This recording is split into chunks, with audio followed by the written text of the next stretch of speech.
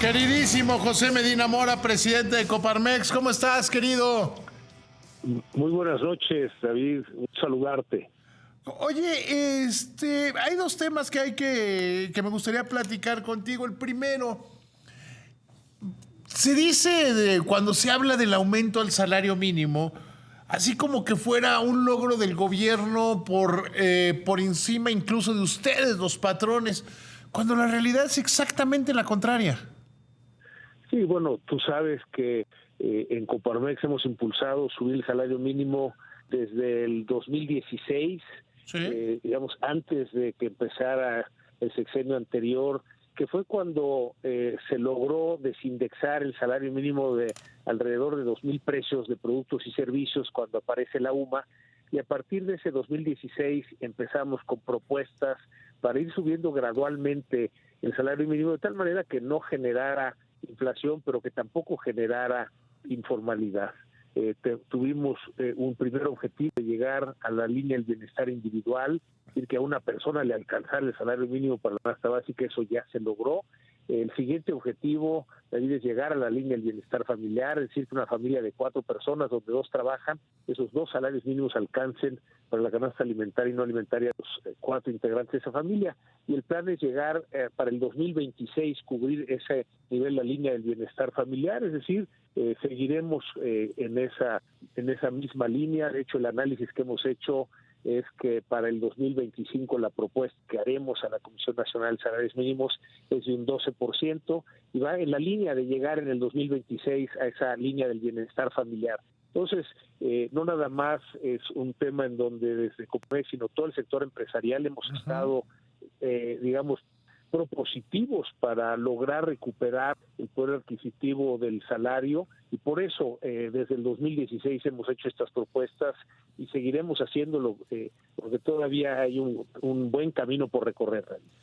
José, es que hay un mito que yo creo que es del finales del siglo XVIII, principios del XIX, de que los patrones gustan de explotar a los trabajadores y que quieren que sean pobres y casi esclavos, que es un mito que quizá de ahí se agarraron muchos estados totalitarios, los comunistas, los socialistas, pero que no tiene que ver con los empresarios de hoy, con los patrones de estos días.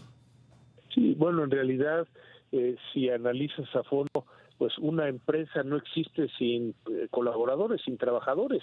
Es decir, se requiere al emprendedor que inicie el negocio, que inicie la empresa, que dirija la empresa, pero también se requiere al trabajador. Es decir, a la hora de analizar la empresa son 2 partes que tenemos que ver, en donde pues no puede darse si falta una o la otra parte. Entonces, en ese sentido, desde Coparmex y desde el sector empresarial, pues siendo conscientes de esta responsabilidad social de buscar pues una calidad de vida para los trabajadores, hemos propuesto, y no nada más el aumento al salario mínimo. Tú recordarás, David, que hicimos una propuesta para aumentar el fondo de pensiones de los trabajadores ante la realidad de que cuando se retiraban la pensión, pues estaba muy lejos de su último salario, y por eso Sí, decidimos... era como el 30% del último salario. Exactamente, y las cuentas que hicimos es que teníamos que aportar un 8% adicional a lo que ya aportábamos, y desde luego es algo que planteamos hacerlo de manera gradual, es decir, ese 8%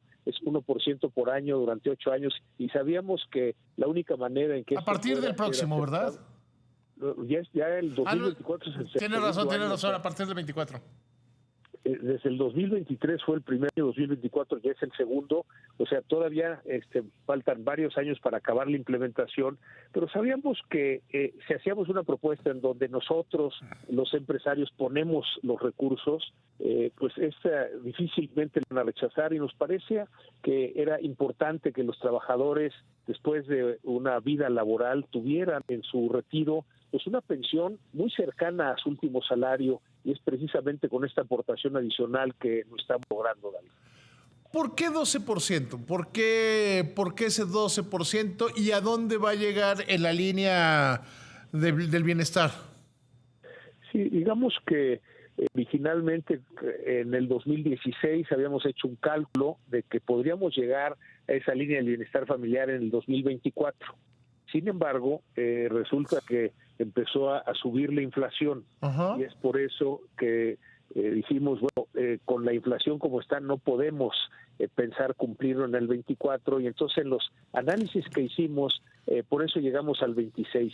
El 12% nos permite tener ese aumento al salario mínimo, en donde estimado es que requeriríamos un par de años en ese rango del 12% para llegar a esa meta de la línea del bienestar familiar. Después de eso, pues un poco depende de cómo esté la inflación, cómo esté la circunstancia, el país y demás, de cuáles serán las propuestas. Difícil ahora hacer propuestas más allá, pero por lo pronto el compromiso de Coparmex, el compromiso del sector empresarial es llevar el salario mínimo a esa línea del bienestar familiar. La verdad, celebramos que la presidenta, la doctora Claudia Sheinbaum, haya tomado esta propuesta y que esté también, digamos, en el mismo sentido del 12% por lo pronto para el 2025, que nos vaya acercando esa línea del bienestar familiar, en donde, bueno, tenemos que ver todo lo que tenemos que lograr para lograr ese bienestar de los trabajadores, ese adecuado nivel de vida, y por eso estamos trabajando en ver a la empresa como un vehículo del cambio, en realmente resolver mucho de la problemática de la pobreza y desigualdad que existe en el país, pues también se refleja en las empresas y organizaciones, y por eso la invitación que hemos hecho a las empresas y organizaciones es voltear a ver dentro de nuestras organizaciones a los que menos ganan, y esos son a los que tenemos que subir, también ver cómo los podemos ayudar a completar su educación formal, cómo podemos ayudar a que tengan una vivienda digna. En fin, son varias acciones orientadas a esa mejor calidad de vida para los colaboradores, para los trabajadores. Oye, ¿qué se entiende por línea de bienestar familiar? Yo lo tengo claro, pero a veces de repente a la gente se le pierde el saber qué es una línea del bienestar familiar. Sí, pues otra manera de verlo, es decir, son dos canastas básicas. Sí, o sea, es que te alcance para comprar la comida. Sí, digamos que te alcance para la canasta alimentaria y no alimentaria, Ajá. que es la canasta básica. ¿Y por qué dos canastas básicas? Porque, pues reconociendo, según dice el INEGI, que la familia promedio en México son 4 personas, de las cuales 2 trabajan, pues cada uno de esos 2 que trabajan tiene que lograr llegar a ese nivel de las 2 canastas básicas. Y eso es lo que llamamos la línea del bienestar familiar, que es, apenas lo mínimo, o sea, esto no quiere decir que con eso tengamos resuelto todo el bienestar para los trabajadores, y por eso tenemos que seguir trabajando en cómo logramos pues que mejore su condición educativa, la condición de salud, la condición patrimonial, que desde luego estamos convencidos que es algo que podemos orinar desde las empresas para lograr ese cambio en el país. Sí, porque esto es un piso, no es una meta. Así es el piso, y desde luego también tenemos una propuesta de ir a un tercer nivel, en donde, bueno, las empresas que puedan pagarlo, los invitamos a que lo hagan, de tal manera que logremos disminuir esa desigualdad que existe en el país y que se refleja en las empresas y organizaciones. Oye, otra de las cosas que me gustaría platicar contigo es cómo ven ustedes la revisión del Tratado de Libre Comercio. Yo digo que gane quien gane las elecciones, pues va a ser compleja y va a ser difícil con Kamala Harris o con Donald Trump el 26, ¿no? Sí, sin duda, creo que esto que mencionas, David, es central.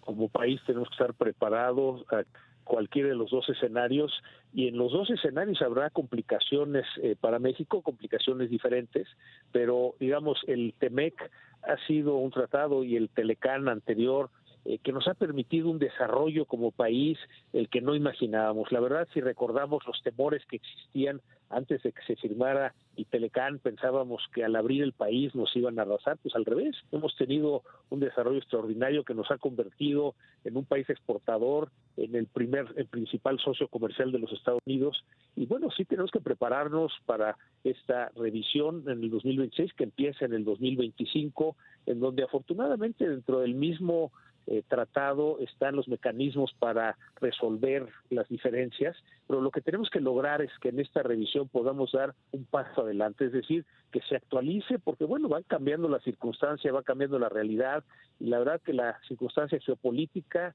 eso refuerza la necesidad de esta producción más cercana, y que esto le permite a Norteamérica, que ya de por sí es la región más competitiva del mundo, pues convertirnos en esa complementariedad que tenemos con Estados Unidos y Canadá, a poder crecer, precisamente tener un mayor desarrollo gracias a este TEMEC. Entonces hay que estar preparados para esta revisión del...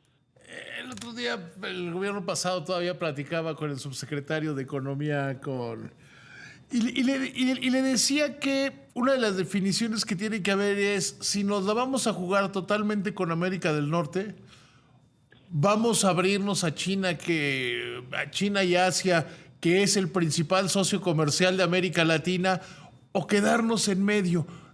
Para ti, desde la Coparmex, ¿qué es lo mejor? Bueno, desde luego tenemos que aprovechar ser parte de la región más competitiva del mundo, que es Norteamérica, junto con Estados Unidos y Canadá, lo cual no implica que no tengamos tratados de libre comercio con otros países, con Europa y con Asia. Desde luego que tendremos que cumplir con precisamente los compromisos que firmamos en el caso del TEMEC, de que efectivamente sea un contenido local, independientemente del origen que tenga, pues que cumpla con los requisitos que pues nosotros mismos hemos firmado en el TEMEC. Pero sí me parece que en la realidad geopolítica mundial, pues tenemos que estar abiertos, independientemente de que desde luego lo que más nos conviene es fortalecer esta relación tan fuerte que es Norteamérica, y que es además la región competitiva del mundo, y que nos permite participar ahí precisamente porque somos países complementarios. Pero insisto, David, no debemos cerrarnos a nada más nos quedamos ahí. Finalmente tenemos tratados con muchos países y desde luego habrá que aprovecharlos. Querido José, te agradezco muchísimo esta conversación, te mando un abrazo. Un fuerte abrazo, David, y un saludo para tu audiencia. Que te vaya muy bien. En el aire.